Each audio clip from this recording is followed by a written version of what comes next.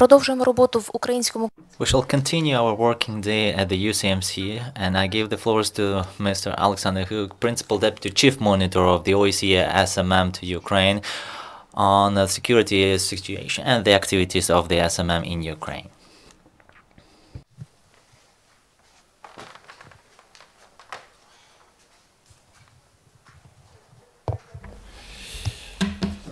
Dear friends, last week, from 15 to 21st May, we recorded a 40% decrease in the number of ceasefire violations.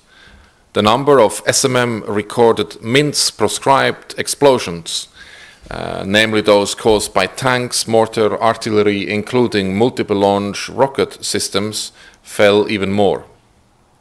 Last week, we recorded 144 explosions attributable to fire from such weapons, 20 from multiple-launch rocket systems, 48 from other artillery systems, and 76 from mortars. 2 weeks ago, from 8 to 14th of May, we have recorded 815 such explosions in total, 434 from multiple-launch rocket systems, 304 from other artillery, and 77 from mortar. Keep in mind, these figures do not reflect the full picture. Since the death of one of our colleagues on the 23rd of April, we have had to restrict our patrolling because the sites have done little or nothing to remove the threats facing our unarmed civilian monitors, and indeed all civilians. Both the Minsk Memorandum of 19 September 2014 and the Trilateral Contact Group decision of 3rd of March 2016 prohibit the laying of mines and other explosive devices and stipulate that all previously laid must be removed. Neither side has lived up to these promises. The fluctuation in violence over the past 2 weeks reflects fluctuating civilian casualty figures. Last week, with decreased violence levels, saw 6 civilian casualties, one of whom was killed. The week before, we confirmed 16 cases, including 5 fatalities. In one case, 4 people were killed and 1 person was injured when what we assess was an artillery round hit a residential building in Avdiivka.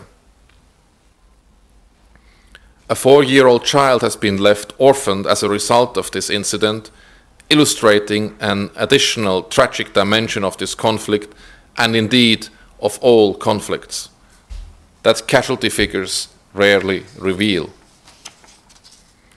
That incident in Avdiivka also highlights something readers of our daily reports over the past 3 years would have noted. Obviously, there is a correlation between the level of violence and the number of casualties. The more explosions or bullets fired, the higher the probability of people getting injured or killed. The incident in Avdiivka, however, involving just 1 artillery round and with so many casualties, also highlights the randomness of death. It also underlines the need for a complete cessation of violence. As the readers of our daily reports know, all it takes is a single bullet or mortar or artillery round to destroy life or lives and many people's future. Over the 2-week period from 8 to 21st of May, over 81% of civilian casualties resulted from shelling, almost 14% from small arms fire, and almost 5% from mines and unexploded ordnance. These innocent people join an increasing catalogue of death and injury. Since the beginning of this year, as of 24th May, we have confirmed 225 casualties, 44 killed, 181 injured. In the same period last year, we confirmed 107 cases, 84 injuries, and 223 fatalities.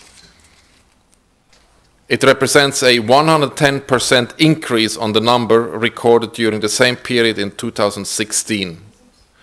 And as I speak, my colleagues are cross-checking information about even more civilian casualties.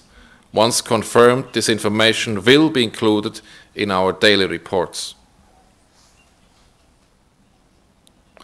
We continue to note armed men and soldiers and hardware positioned among civilian housing and infrastructure. Our unmanned aerial vehicles, for instance, spotted such practice on a number of occasions. Here in this image, you can see that an SMM UAV spotted a main battle tank in government-controlled Vodiane, just 3 kilometers from the contact line. It should, in accordance to Minsk, be at least 15 kilometers from the contact line.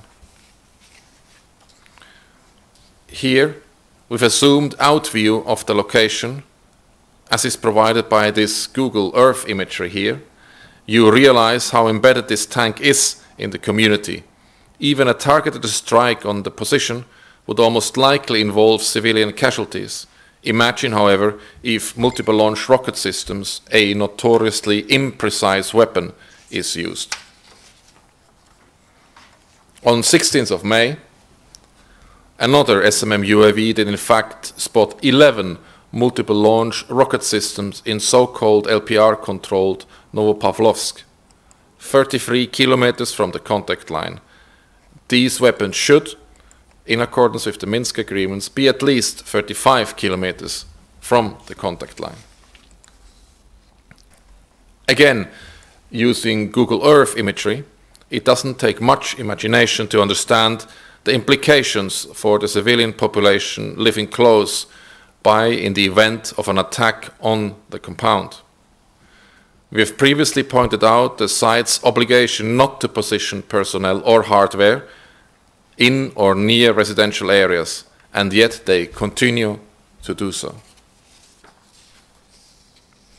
If retaliatory fire comes, and if civilians living nearby get caught up in the shelling, instead of accepting their responsibility, instead of acknowledging that their deployment of forces and hardware in downtown and suburban areas is a death sentence for some of the people living there, those who initially deployed the personnel and hardware turn what are essentially crime scenes into media circuses.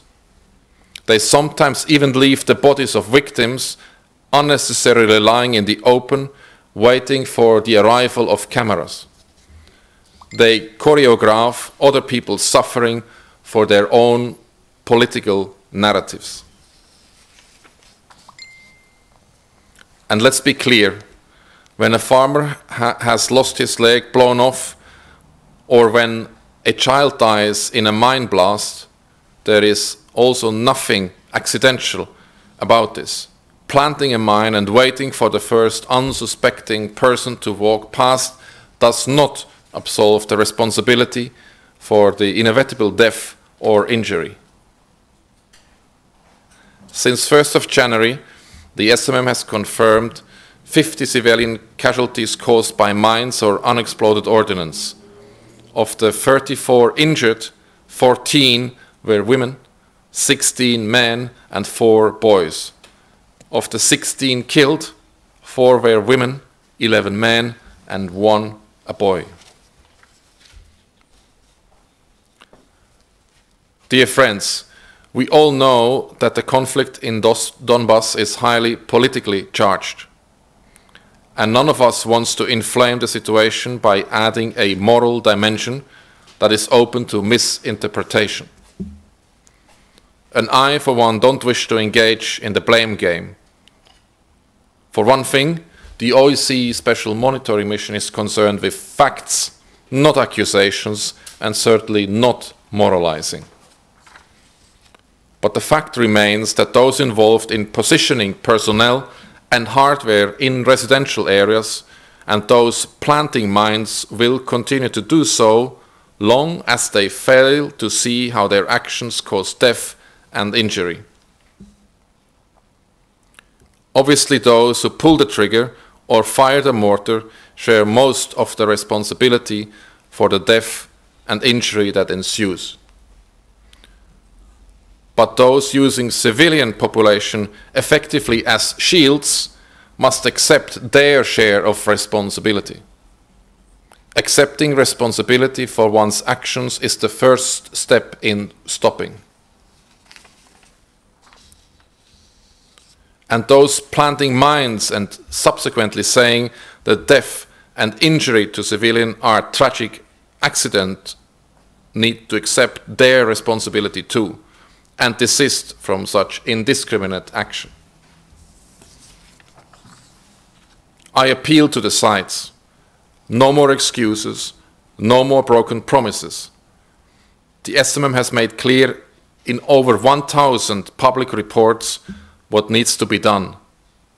The agreements signed in Minsk are clear too. Stop the fighting now. Withdraw heavy weapons now. Disengage now. And finally start demining and stop placing mines now. How long do you want to let people wait for peace? Peace you are responsible for protecting and providing. How long? As usual, at the end of my statement, I would like to inform you about the latest mission numbers. As of today, the mission has 653 monitors, of whom 572 are deployed to the east. In addition, there are 344 Ukrainian colleagues and 86 other international staff working for the OSCE Special Monitoring Mission to Ukraine. Thank you. Thank you. Dear colleagues, do you have any questions?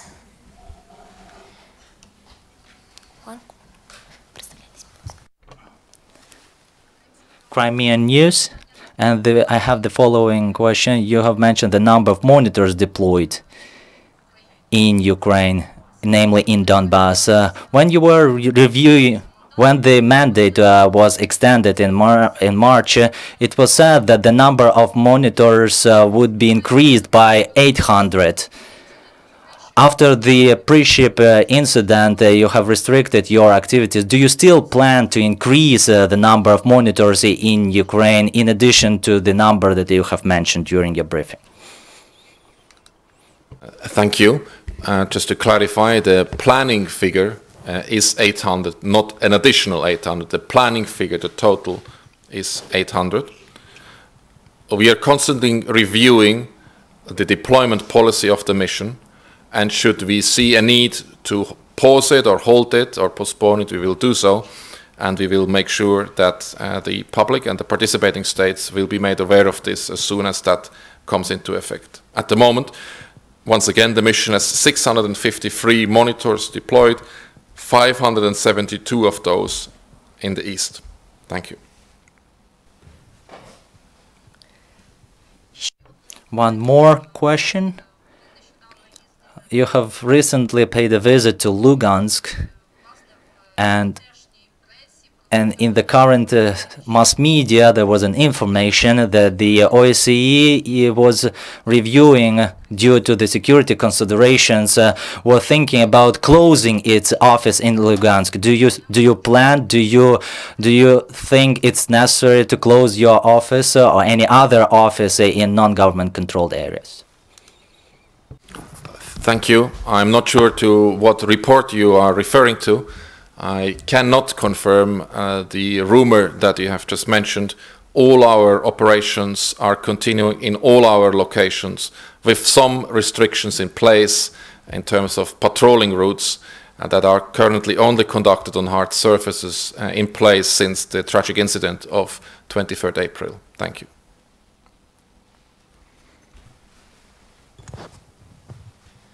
Якщо запитань більше немає, то If we don't have any other questions, so thank you, Mr. Hook, and it's over.